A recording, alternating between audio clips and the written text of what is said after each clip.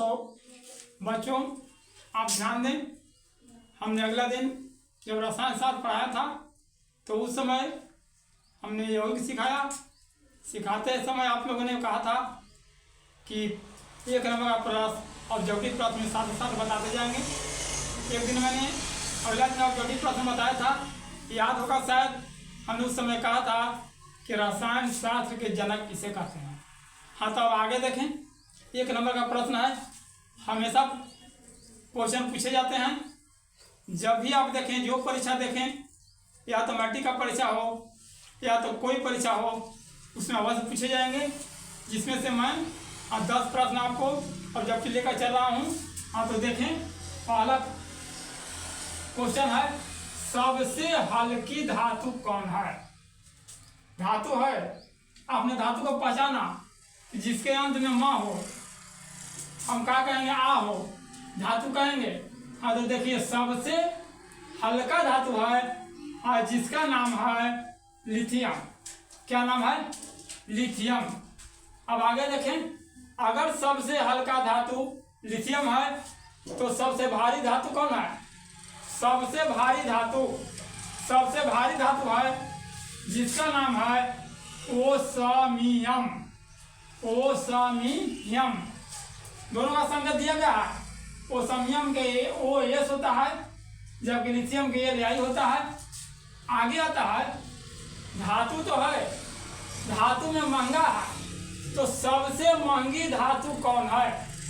सबसे महंगी धातु यहाँ है और उस धातु का नाम है प्लेटिनियम। प्लेटिनियम धातु है जो अभी के समय में सबसे महंगी धातु है। अब आता है, सबसे कठोर धातु, कड़वा धातु कौन है? सबसे कठोर धातु है जो हीरा है, जो कार्बन का प्रूफ है।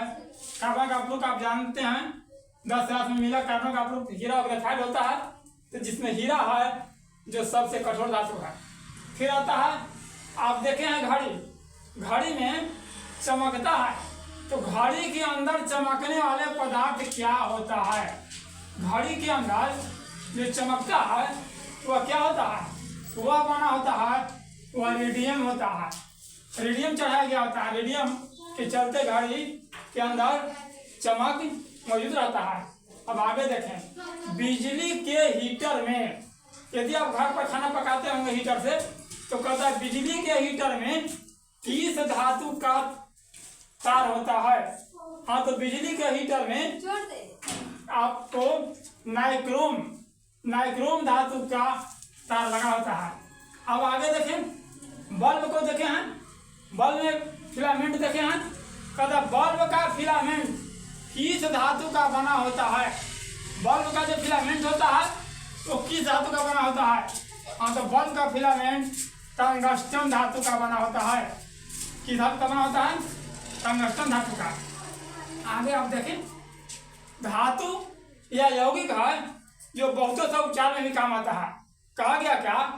कैंसर रोग के इलाज में किस रसायन का उपयोग होता है? यदि किसी व्यक्ति को कैंसर हो गया है तो कैंसर को ठीक करने के लिए किस रसायन का उपयोग करते हैं? तो उपयोग करते हैं कोबाल्ट के समस्थानिक। कोबाल्ट के समस्थानिक आगे आपको 9 क्लास में आगे पढ़ाया जाएगा। समस्थानिक और संभारिक क्या है? तो कोबाल्ट के समस्थानिक का उपयोग होता है कैंसर रोग के इलाज में। आगे आप देखें, मनुष्य के आंसू में क्या पाया जाता है? जब कोई मनुष्य का आंसू निकलता है तो आंसू के रूप में आंसू में क्या पाया जाता है?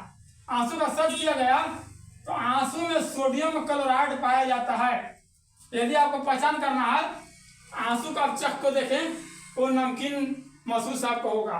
फिर आगे है, माचिस के डिबिया पर क्या लगाया गया होता है? माचिस आप देखे हैं, माचिस के ऊपर देखेंगे लाल लगाया होता है और उस पर जब तिल्ली को हम मारते हैं तब जाके वो लहर जाता है, तब वो जलता है। तो आप देखें कि माचिस के डिबिया पर क्या लगाया जाता है?